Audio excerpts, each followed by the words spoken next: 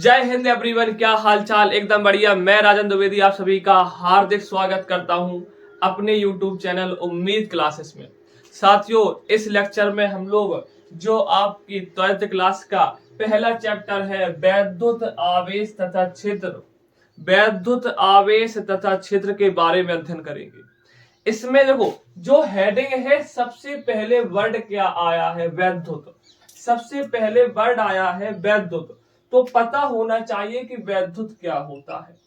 अच्छा, एक चीज बताएं, यदि 12th क्लास की फिजिक्स पढ़ने से पहले हम लोग 11th की फिजिक्स पढ़ के आए हैं, 11th की फिजिक्स में एक शब्द होता है जिसे यांत्रिकी कहते हैं, जिसे यांत्रिकी कहते हैं। यांत्रिकी एक बहुत बड़ी ब्रांच है, बहुत बड़ी ब्रांच है। जिस प्रकार से आपकी जो 12th क्लास है उसमें आवेश है। 12th क्लास में क्या है साथियों? आवेश है। पहले चैप्टर में आवेश, दूसरे चैप्टर में आवेश, मतलब आवेश के बारे में अध्ययन करना है। उसी प्रकार से 11 की कक्षा में हमें वस्तुओं के बारे में अध्ययन करना होता है। किसके बारे में अध्ययन करते हैं? वस्तुओं के बारे में अध्ययन करते हैं।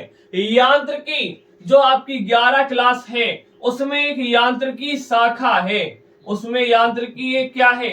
शाखा है, जिसके अंतर्गत हम लोग वस्तुओं के बारे में अध्ययन करते हैं, जिसके अंतर्गत हम लोग वस्तुओं के बारे में अध्ययन करते हैं। जिस प्रकार से हमने कहा यहां पर कोई एक वस्तु रखी है, इस पर बल लगाने के पश्चात इतनी विस्थापित हो जाएगी, फिर यहां पर पहुंच जाएगी। कौन जा रहा है? यहां पर वस्तु दौड़ती है। वस्तु ने कितनी दूरी तय की, कितना समय लगा, इसे हम लोग यांत्रिकी के अंतर्गत पढ़ते हैं। यांत्रिकी एक ब्रांच है, भौतिक विज्ञान की एक शाखा है, जिसके अंदर हम लोग वस्तुओं के बारे में अध्ययन करते हैं, जिसके अंदर हम लोग वस्तुओं के बारे में अध्ययन करते हैं। जैसे कि हमने कहा यहां पर एक पेंडुलम लटका है, ये दृढ़ सरा है, और यहाँ डोरी से एक लोलक लटका है, इसे ही हम लोग वस्तु कहते हैं। या हमने कहा यहां से एक स्प्रिंग से एक कोई वस्तु बंधी है। सीधी बात कि जो कक्षा 11 में हम लोग वस्तुओं के बारे में अध्ययन करते हैं, तो एक ब्रांच है, एक शाखा है यांत्रिकी, एक शाखा है साथियों यांत्रिकी। यांत्रिकी भौतिक विज्ञान की ऐसी शाखा है जिसमें वस्तुओं के बारे में अध्ययन करते हैं, जिसमें वस्तुओं के बारे में अध्ययन करते हैं। और सुनो, वस्तु की दो अवस्थाएं पॉसिबल हैं।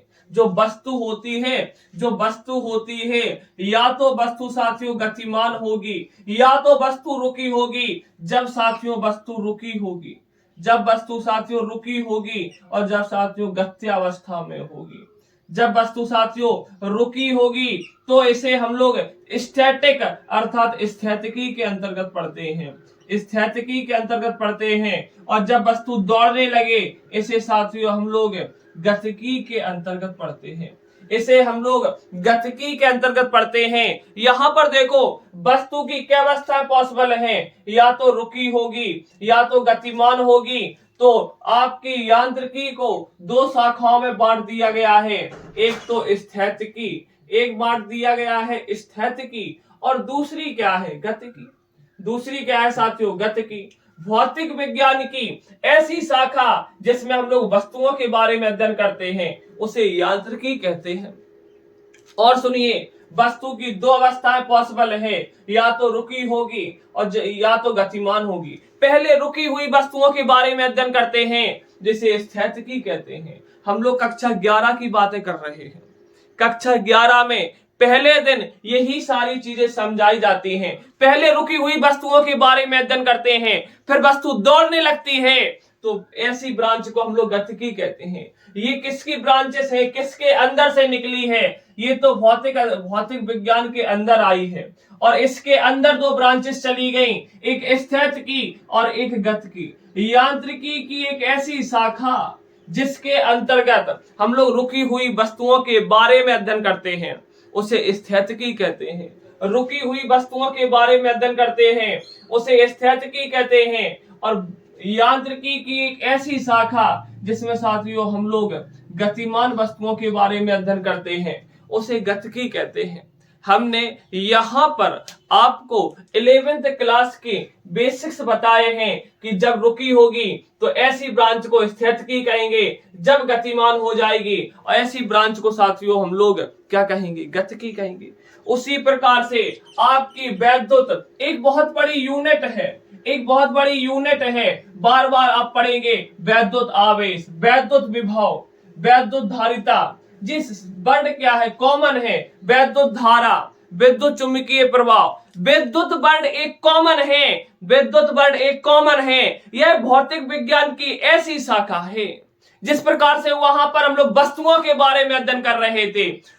देखो 11th में 11 में ऐसे टॉपिक रखे गए हैं जिनको देख सकते हैं, जैसे कि कोई वस्तु है उसे हम लोग क्या कर सकते हैं, देख सकते हैं। जबकि यहां पर जो वैद्युत है, वैद्युत में आवेश को हम लोग देख नहीं सकते हैं, आवेश को साथियों हम लोग देख नहीं सकते हैं।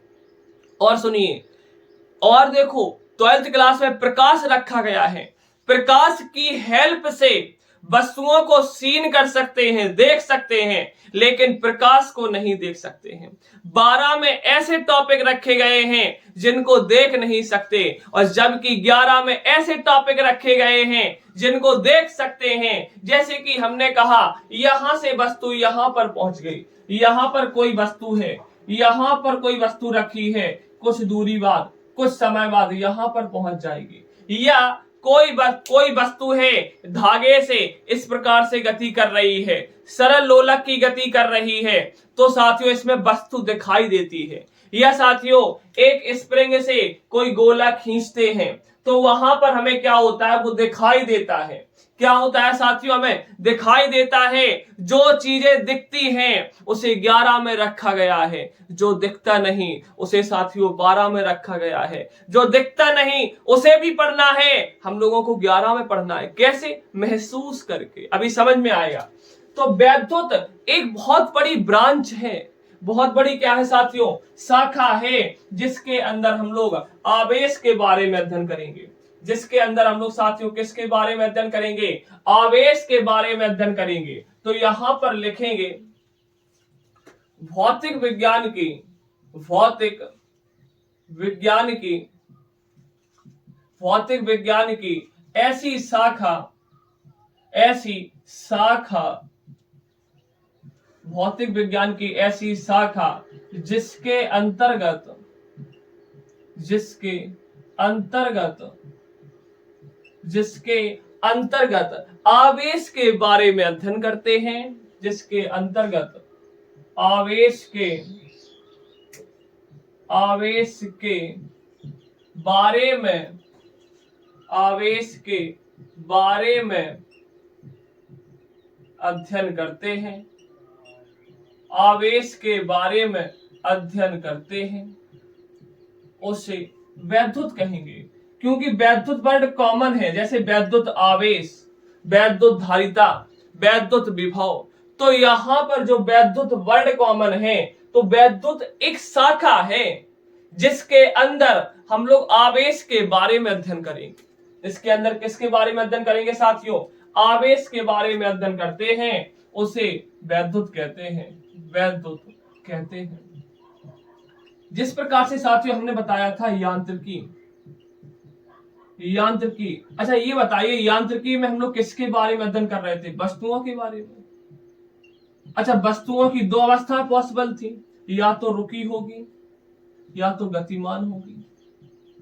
जब रुकी हुई, देखो अब यांत्रिकी भौतिक विज्ञान की ऐसी शाखा है जिसमें वस्तुओं के बारे में अध्ययन करते हैं। अब वस्तु की क्या अवस्था पॉसिबल है, दो। तो यांत्रिकी को दो शाखाओं में बांट दिया गया। एक तो स्थैतिकी, एक कौन सी, स्थैतिकी, और दूसरी कौन सी शाखा है, गतिकी। भौतिक सॉरी यांत्रिकी, अब देखो यांत्रिकी के अंतर्गत आ गया। तो यांत्रिकी की ऐसी शाखा जिसमें रुकी हुई वस्तुओं के बारे में अध्ययन करते हैं उसे स्थैतिकी कहेंगे। यांत्रिकी की ऐसी शाखा जिसमें गतिमान वस्तुओं के बारे में अध्ययन करेंगे उसे हम लोग गतिकी कहेंगे। इसी प्रकार से यहां पर आवेश है, अब हमें आवेश के बारे में अध्ययन करना है। तो आवेश या तो साथियों रुका होगा या तो साथियों दौड़ रहा होगा। या तो साथियों रुका होगा या तो साथियों दौड़ रहा होगा। जो आपका आवेश है उसकी भी दो अवस्थाएं पॉसिबल हैं, या तो यह विरामावस्था में होगा या तो यह विरामावस्था में होगा, अर्थात इसका वेग क्या होगा, 0 होगा। इसका अर्थ क्या है, रुका हुआ होगा। या तो साथियों गत्यावस्था में होगा, या तो कैसा होगा, गत्यावस्था में गति कर रहा होगा। और जब गति करेगा तो एक अलग ब्रांच है, अर्थात वैद्युत को भी दो शाखाओं में बांट दिया गया। देखो यांत्रिकी को दो शाखाओं में बांट दिया गया, एक रुकी हुई वस्तु के कारण, एक गतिमान वस्तु के कारण। इसी प्रकार से वैद्युत को भी दो शाखाओं में बांट दिया गया है। आपकी जो वैद्युत है, आपकी जो विद्युत है, इसे ही हमने दो शाखाओं में बांट दिया गया। एक तो है स्थिर वैद्युत की, रुके हुए चार्ज के बारे में अध्ययन करते हैं, स्थिर आवेश के बारे में अध्ययन करते हैं, इसे कहते हैं विद्युत स्थैतिकी। वैद्युत स्थैतिकी, वैद्युत स्थैतिकी। और सुनो, एक होती है गतिक, गतिक वैद्युतिकी, गतिक वैद्युतिकी, गतिक वैद्युतिकी। देखो भौतिक विज्ञान की ऐसी शाखा जिसमें रुके हुए आवेश के बारे में अध्ययन करेंगे उसे वैद्युत स्थैतिकी कहेंगे, वैद्युत स्थैतिकी कहेंगे। और साथियों जब गतिमान आवेश के बारे में अध्ययन करने लगेंगे उसे गतिक वैद्युतिकी कहते हैं, उसे गतिक वैद्युतिकी कहते हैं। अब जरा ध्यान से देखना, ऐसे ब्रांचों में बांट क्यों दिया गया। देखो पहला जो चैप्टर है वैद्युत आवेश तथा क्षेत्र। अब देखो किसी बिंदु आवेश के कारण रुका है, किसी बिंदु आवेश के कारण, यहां पर मान लो कोई ये बिंदु आवेश है, इस बिंदु आवेश के कारण स्मॉल r दूरी पर वैद्युत क्षेत्र की तीव्रता बताओ, समझे ना। या वैद्युत विभव पड़ा है कि बिंदु आवेश के कारण वैद्युत विभव बताओ। यहां पर चार्ज दौड़ता नहीं है, जिस प्रकार से आपका वैद्युत क्षेत्र हो गया, वैद्युत विभव हो गया, संधारित्र हो गया, और आपका क्या हो गया, कैपेसिटर जो है संधारित्र है, गॉस की प्रमेय है। यहां पर आवेश रुका हुआ होता है। और साथियों जब आवेश दौड़ने लगेगा, जब आवेश दौड़ने लगता है तो साथियों वो कहां पर आ जाएगा, गतिकी में चला जाएगा। साथियों कौन सी ब्रांच में चला जाएगा, गतिकी में। तो यहां पर एक फॉर्मूला आएगा I बराबर Q/T, क्योंकि आवेश के बहने से, आवेश के बहने से एक धारा उत्पन्न हो जाती है जिसे वैद्युत धारा कहते हैं। जिस प्रकार से पानी के बहने से पानी की धारा बनती है, हम लोग कहते हैं कि पानी की धारा बह रही है, पानी की धारा बह रही है, उसी प्रकार से आवेश के दौड़ने से एक वैद्युत की धारा आती है जिसे विद्युत धारा कहते हैं। एक वैद्युत की धारा आती है जिसे वैद्युत धारा कहते हैं। कहने का अर्थ है यहां पर इसे कहते हैं स्थिर वैद्युत की, इसे ही हम लोग कहते हैं स्थिर वैद्युत की, इसे कहते हैं स्थिर वैद्युत की। इसे साथ ही हम लोग क्या कहते हैं, रुका हुआ चार्ज है, स्थिर वैद्युत की, स्थिर वैद्युत की। और साथियों क्या हो गया, गतिक वैद्युत की। तो हमें पता होना चाहिए, नीचे लिख के आ रहा है स्थिर वैद्युत की, वैद्युत की ऐसी ब्रांच, वैद्युत की ऐसी ब्रांच जिसके अंतर्गत हम लोग रुके हुए आवेश के बारे में अध्ययन करते हैं उसे स्थिर वैद्युत की कहते हैं, उसे स्थिर वैद्युत की कहते हैं। और साथियों अगली जो हेडिंग है गतिक वैद्युत की। गतिक वैद्युत की क्या है, ऐसी ब्रांच जिसमें दौड़ते हुए आवेश, अर्थात ऐसी ब्रांच, ऐसी शाखा, ऐसी वैद्युत की ऐसी शाखा, वैद्युत की ऐसी शाखा जिसके अंतर्गत हम लोग गतिमान आवेश के बारे में अध्ययन करते हैं, दौड़ते हुए आवेश के बारे में अध्ययन करते हैं, उसे गतिकी कहते हैं, उसे गतिक वैद्युत की कहते हैं, उसे साथियों हम लोग गतिक वैद्युत की कहते हैं। और सुनो, नोट करके लिखना है,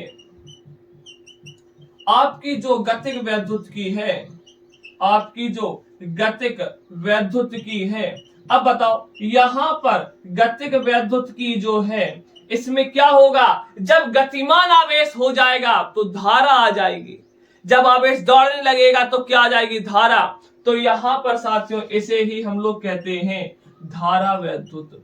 इसे ही साथियों हम लोग क्या कहते हैं, धारा वैद्युत। आपकी जो गतिक वैद्युत की है, आपकी जो गतिक वैद्युत की है, इसे ही हम लोग क्या कहते हैं, धारा वैद्युत। गतिक वैद्युत, गतिक वैद्युत की को हम लोग क्या कहते हैं, धारा वैद्युत। अब हम लोग समझेंगे आवेश क्या होता है। अगली हेडिंग जो है वैद्युत आवेश।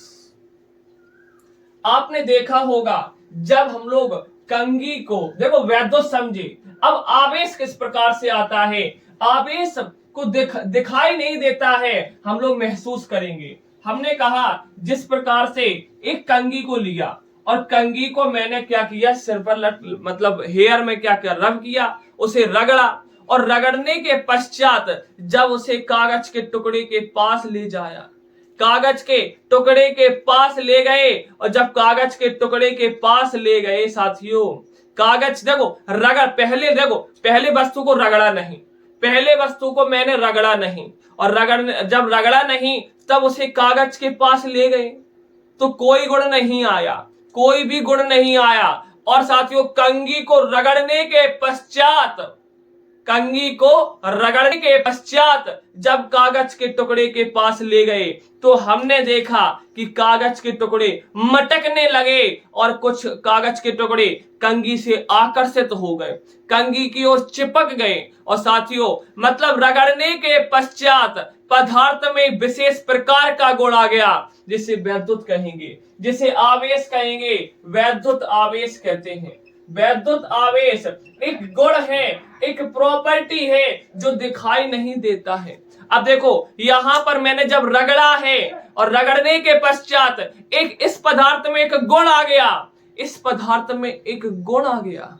गुण कैसा आया, जो हमें दिख नहीं रहा, जो हमें दिख नहीं रहा, इसे मैंने कह दिया कि वैद्युत आवेश आ जाता है। इस पर चार्ज आ गया, देखो इस पर जब चार्ज आएगा तो यह कागज एक विशेष प्रकार का गुण आ गया।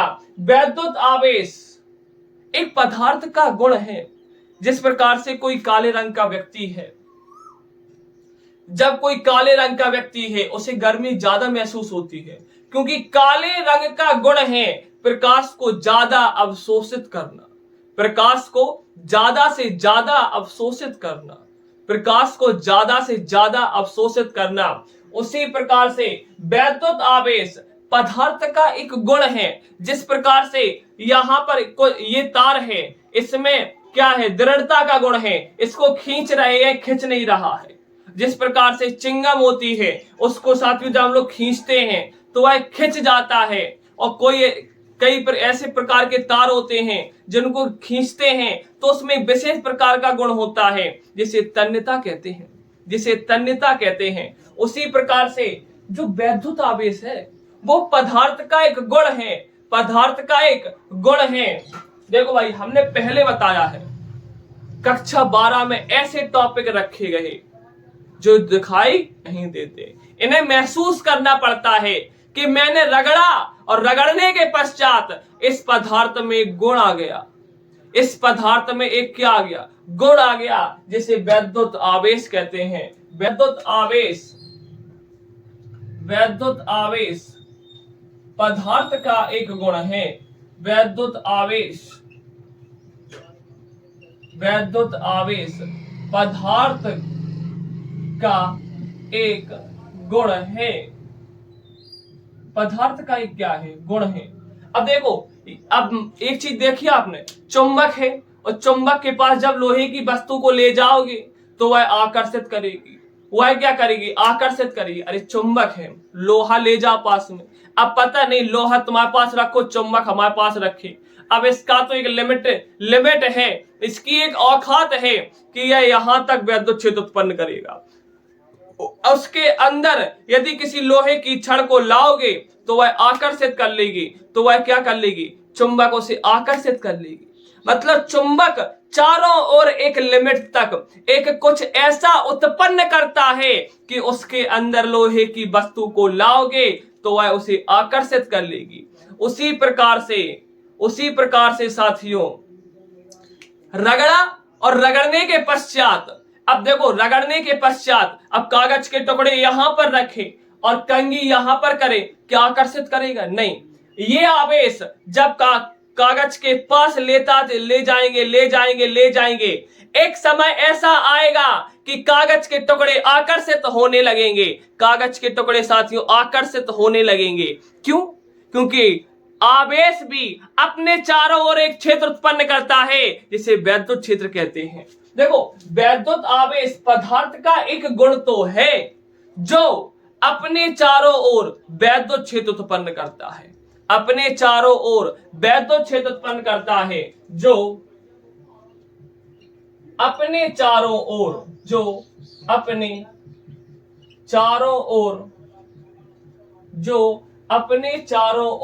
वैद्युत क्षेत्र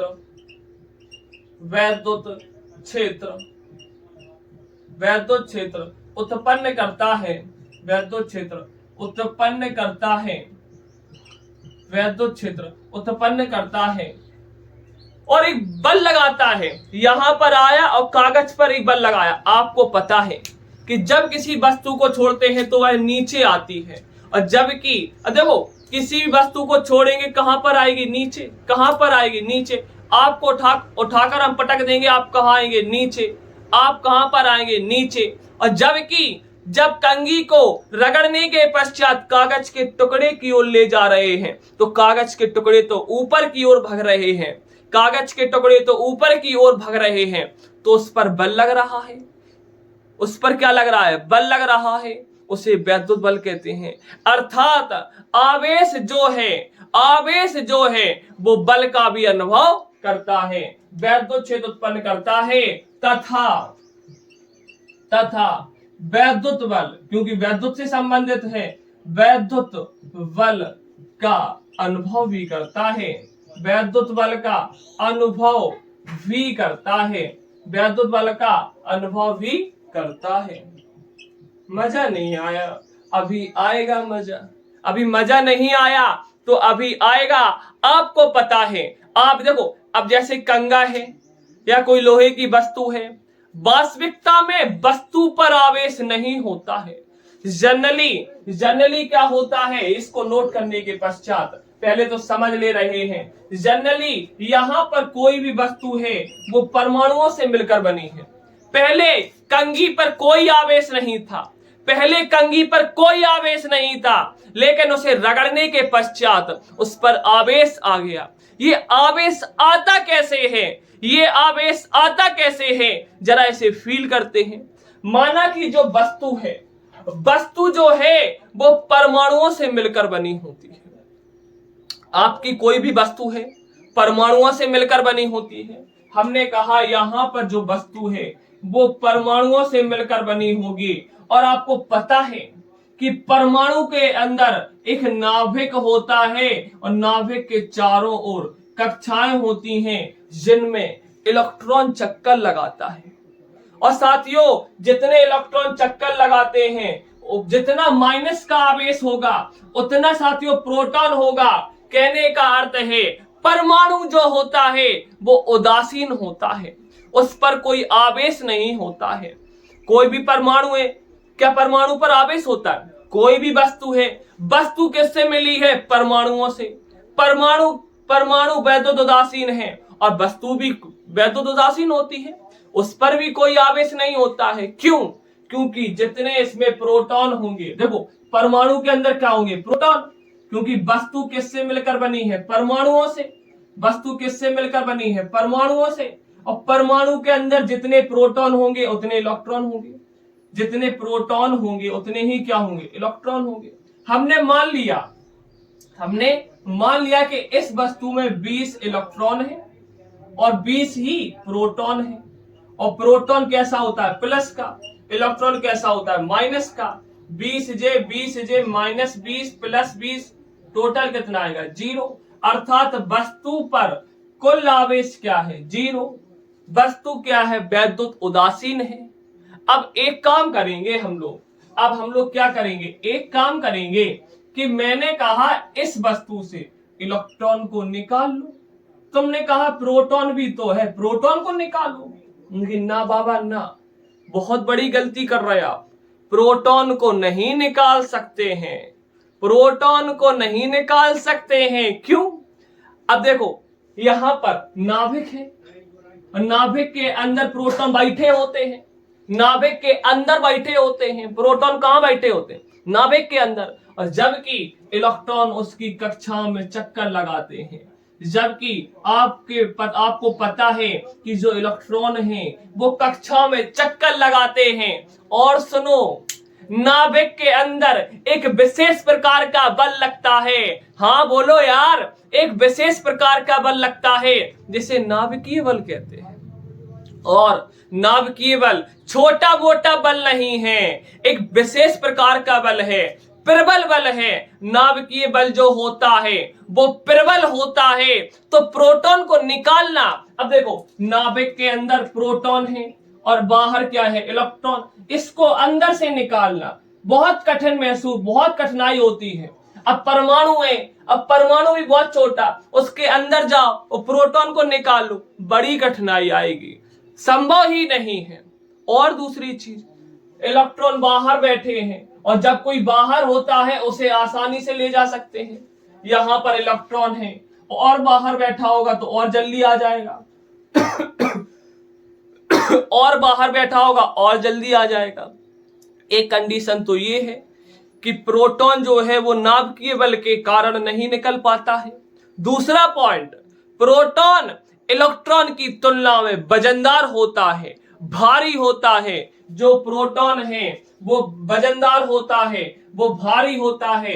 इलेक्ट्रॉन का जो द्रव्यमान होता है 9.1 गुणा 10 की घात -31 kg, जबकि आपका जो प्रोटॉन है, प्रोटॉन का जो वजन होगा वो 1.67 गुणा 10 की घात -27 kg होगा। 10 की घात -27 kg होगा। माइनस में घात बड़ी है तो द्रव्यमान कम है, माइनस में घात छोटी है तो द्रव्यमान ज्यादा है।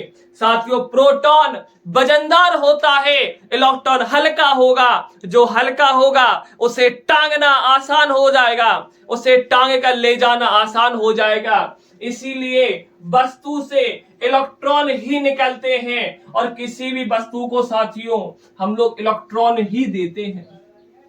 ये मन में क्वेश्चन आता है कि प्रोटॉन को क्यों नहीं ले जाते? ये बता दिया कि प्रोटॉन भारी होता है, वजनदार होता है। और साथियों, प्रोटॉन नाभिक के अंदर बैठा होता है और वो कहता है हम नाभिक के अंदर बैठे हैं लाला, हम नाभिक के अंदर बैठे हैं, हमको ले जाना बहुत कठिन है, हमको ले जाना बहुत कठिन है। क्योंकि नाभिक के अंदर एक विशेष प्रकार का बल लगता है, नाभिक के अंदर नाभिकीय बल लगता है, जिसके कारण उसे निकालना बहुत कठिन होता है। तो इलेक्ट्रॉन को हम लोग निकाल ले जाते हैं, इलेक्ट्रॉन को निकाल ले जाते हैं। मैंने कहा, तुमने सुना, मैंने कहा, तुमने सुना कि मैंने कहा इससे एक इलेक्ट्रॉन निकाल लिया। जब एक इलेक्ट्रॉन निकाल लेंगे तो क्या होगा? यहां पर हमने देखा इस वस्तु में साथियों, देखो एक इलेक्ट्रॉन को जब निकाला तो मैंने देखा कि इस वस्तु में 19 इलेक्ट्रॉन बचेंगे। एक निकाल लो तो 19 बचे, पहले 20 थे। और प्रोटॉन तो निकाले नहीं तो प्रोटॉन 20 ही है। अब बता, 19 इलेक्ट्रॉन 19 प्रोटॉन को उदासीन कर देंगे, लेकिन एक प्रोटॉन बचेगा, एक प्रोटॉन बचेगा। बताओ कैसा आवेश आ गया? प्लस का। कैसा आवेश आ गया? प्लस का। कब आया? जब इलेक्ट्रॉन की कमी हुई। जब इलेक्ट्रॉन की कमी हुई तो वस्तु आवेशित हो गई।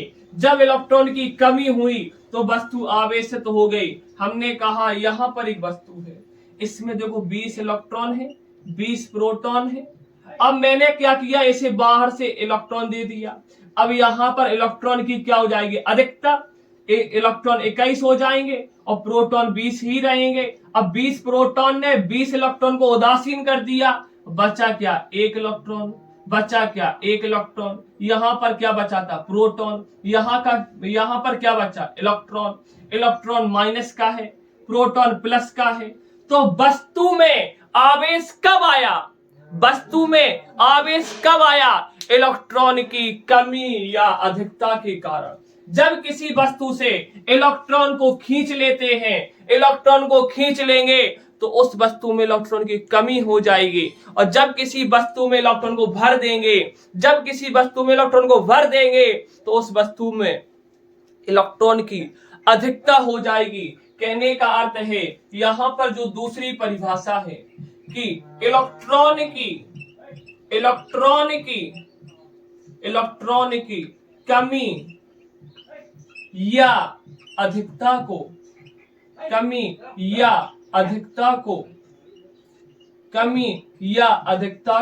आवेश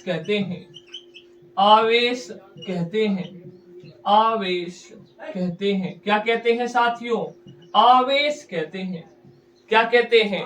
आवेश कहते हैं। इसे नोट करने के बाद हम लोग देखेंगे आवेश के बारे में कि आवेश को क्यू से प्रदर्शित करते हैं, आवेश का मात्रक क्या होगा, आवेश की विमा क्या होगी, इनके बारे में अध्ययन करेंगे। इस लेक्चर को देखना बहुत ज्यादा इंपॉर्टेंट है क्योंकि बेसिक्स क्लियर होना चाहिए।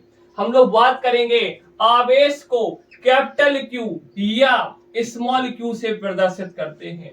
आवेश का जो एसआई मात्रक होता है, एसआई का अर्थ क्या होता है, इसमें हम लोग रखते हैं जैसे लंबाई मीटर भी होती है, किलोमीटर भी होती है, सेंटीमीटर भी होती है, मिलीमीटर भी होती है, माइक्रोमीटर भी होती है, लेकिन मीटर लेते हैं क्योंकि लंबाई का एसआई मात्रक मीटर होता है। उसी प्रकार से आवेश का एसआई मात्रक कूलाम होता है। क्या होता है साथियों? कूलाम होता है। इसे सी लिखते हैं। इसे क्या लिखते हैं? सी लिखते हैं। आवेश का जो सीजीएस मात्रक है, आवेश का सीजीएस मात्रक है, उसे साथियों हम लोग स्टेट कूलाम कहते हैं। आवेश का जो सीजीएस मात्रक है उसे साथियों हम लोग स्टेट कूलाम कहते हैं।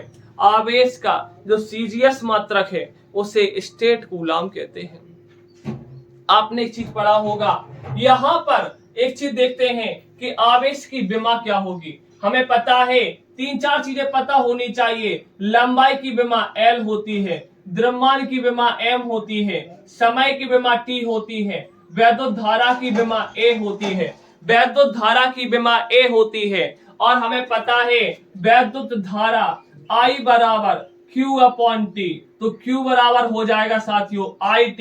आवेश की विमा बराबर वैद्युत धारा की विमा A, समय की विमा T, आवेश की विमा AT आ गई। आवेश की आ गई, विमा आ गई। आवेश की विमा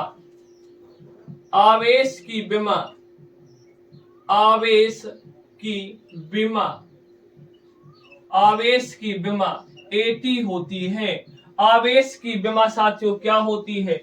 AT होती है। और हम लोग देखेंगे कि आवेश जो है, और हम लोग देखेंगे कि आवेश जी देखो, लंबाई जो थी, द्रव्यमान जो था, समय जो था, वैद्युत धारा जो थी, ये साथियों मूल राशि हैं। ये साथियों सिंगल हैं। इनका मूल ये फंडामेंटल है, फिजिक्स का फंडामेंटल है। और जबकि I बराबर Q अपॉन T, अब Q बराबर IT, दो मूल राशियों से मिलकर आवेश बना है।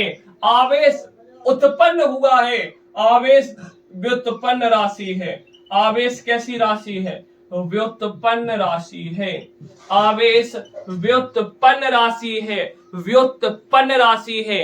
और जितनी भी भौतिक राशियां हैं फिजिक्स में, उनमें 2 पॉइंट आवश्यक हैं, या तो वो सदिश होगी या तो वो अदिश होगी। वैद्युत आवेश जो है, वैद्युत आवेश क्या होता है?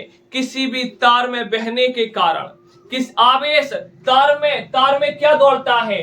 तार में साथियों आवेश दौड़ता है, और आवेश के दौड़ने के कारण तार में वैद्युत धारा आती है। तो उसे दिशा से मतलब नहीं है कि तार मुड़ा है, कि तार में गांठ लगी है, उसे इन चीजों से मतलब नहीं है। आवेश को सिर्फ दौड़ने से मतलब है। आवेश वो अदिश राशि है। कहने का अर्थ है आवेश में दिशा नहीं होती है। आवेश साथियों अदिश राशि है। आवेश साथियों अदिश राशि है। आवेश कैसी राशि है? अदिश राशि है। अब हम लोग देखेंगे आवेश के अन्य मात्रक, आवेश के और मात्रकों के बारे में बात चलेगी। आवेश के अन्य मात्रक देखेंगे, वैद्युत आवेश के अन्य मात्रक।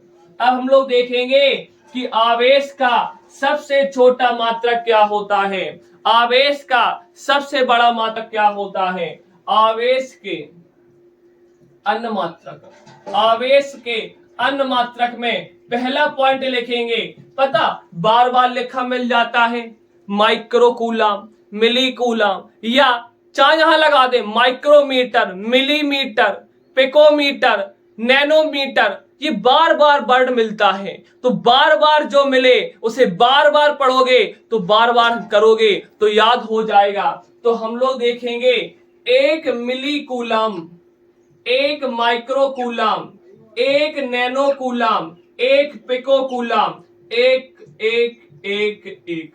अब देखो माइक्रो का अर्थ क्या होता है, सॉरी यहां पर मिली का अर्थ क्या होता है, एक गुणा, मिली का अर्थ क्या है 10 की घात माइनस का 3 कूलम। माइक्रो का अर्थ क्या है 1 गुणा 10 की घात माइनस का 6 कूलम।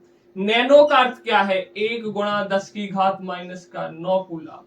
पिको का अर्थ क्या है 1 गुणा 10 की घात माइनस का 12 कूलम। सीधी बात, मिली का अर्थ है ये, माइक्रो का अर्थ है ये, नैनो का अर्थ है ये, पिको का अर्थ है ये। मिली लिख गया 10 टू द पावर -3, माइक्रो मिल गया 10 टू द पावर -6, नैनो मिल गया तो 9 आएगा 10 टू द पावर -9, और पिको मिल गया तो 10 to the power -12, 10 to the power -12। एक लोगों ने पूछा कि आवेश का सबसे छोटा मात्रा क्या पिको होता है? नहीं नहीं नहीं नहीं बाबा नहीं, आवेश का सबसे छोटा मात्रक फ्रैंकलिन होता है। आवेश का सबसे छोटा मात्रक, आवेश का सबसे छोटा मात्रक, आवेश का सबसे छोटा मात्रक साथियों फ्रैंकलिन होता है। आवेश का सबसे छोटा मात्रक फ्रैंकलिन होता है। आवेश का सबसे बड़ा मात्रक, अब हम लोग देखेंगे आवेश का, आवेश का, आवेश का सबसे बड़ा मात्रक, आवेश का सबसे बड़ा मात्रक, सबसे बड़ा मात्रक फैराडे होता है, फैराडे होता है। कभी कभी पूछ लेता है एक फैराडे में कितने कूलम होगा। एक फैराडे में साथियों, एक फैराडे में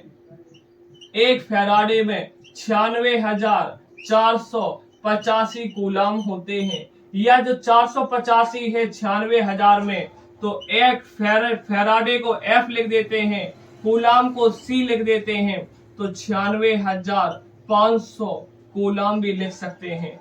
इसे हम लोग लिख सकते हैं 96,485 को हम लोग 500 लिख दे तो ज्यादा अंतर नहीं आएगा। तो साथियों अब हम लोग थोड़ा और देख रहे हैं 10 मिनट या 5 मिनट कि आवेश कितने प्रकार के होते हैं, जरा इसे नोट करो। अब हम लोग देखेंगे वैद्युत आवेश के प्रकार। वैद्युत आवेश कितने प्रकार का है? हमने देखा जब वस्तु से इलेक्ट्रॉन निकाल लिया, जब साथियों वस्तु से इलेक्ट्रॉन निकाल लिया तो माइनस को निकाल दिया तो इसमें प्लस की अधिकता हो गई। जब इलेक्ट्रॉन को निकालते हैं तो प्रोटॉन की अधिकता हो जाएगी। इलेक्ट्रॉन को निकाला, पॉजिटिव चार्ज आया, इलेक्ट्रॉन को दिया अर्थात माइनस आवेश को दिया तो वस्तु पर निगेटिव आ गया। तो लिखेंगे वैद्युत आवेश दो प्रकार के होते हैं। वैद्युत आवेश, वैद्युत आवेश दो प्रकार के होते हैं, दो प्रकार के होते हैं। वैद्युत आवेश दो प्रकार के होते हैं। पहला धनात्मक आवेश या धन आवेश। पहला जो है आपका धनात्मक आवेश, धनात्मक आवेश पहला जो है वो है धनात्मक आवेश, या इसे ही कहते हैं धन आवेश। धनात्मक आवेश को कहते हैं धन आवेश। या दूसरा पॉइंट ऋणात्मक आवेश, और ऋणात्मक आवेश, और ऋणात्मक आवेश इसे ही कहते हैं ऋणावेश। इसे ही क्या कहते हैं साथियों, ऋणावेश। तो नोट करके हम लोग लिख सकते हैं या स्टार बनाकर कि जब किसी वस्तु में मान लो जितने प्रोटॉन थे उतने इलेक्ट्रॉन थे, इलेक्ट्रॉन को निकालेंगे, इलेक्ट्रॉन को क्या करेंगे साथियों, निकालेंगे, तो इस वस्तु में इलेक्ट्रॉन की कमी होगी तो प्लस का चार्ज आएगा। देखो माइनस का, देखो जितने माइनस थे उतने प्लस के थे, अब माइनस को निकाला तो इसमें प्रोटॉन बढ़ गया, प्लस का आ गया, इलेक्ट्रॉन माइनस का निकाला प्लस का बढ़ गया। या वस्तु उदासीन थी, जितने प्लस के थे उतने माइनस के थे, हमने बाहर से एक माइनस का और दे दिया, इसने इसको तो उदासीन किया था लेकिन अब माइनस का दे दिया कि नहीं। जब किसी वस्तु में इलेक्ट्रॉन देंगे तो वस्तु में इलेक्ट्रॉन की अधिकता होगी तो वस्तु ऋणावेशित हो जाएगी, तो वस्तु ऋणावेशित हो जाएगी। और साथियों जब किसी वस्तु में इलेक्ट्रॉन की कमी होगी तो वस्तु कैसी हो जाएगी साथियों, पॉजिटिव। कैसी हो जाएगी साथियों, धनावेश हो जाएगी। तो हम लोग नोट करके लिखेंगे जब किसी वस्तु में जब किसी वस्तु में जब किसी वस्तु में इलेक्ट्रॉन की जब किसी वस्तु में इलेक्ट्रॉन की कमी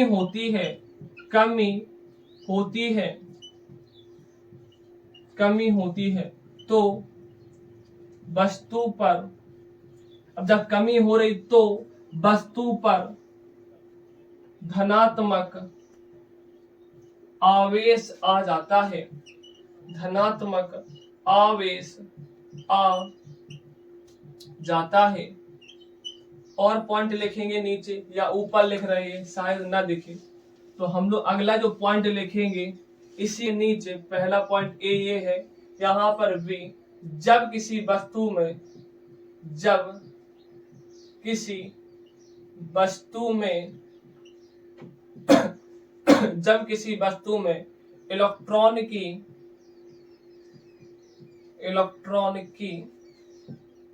अधिकता होती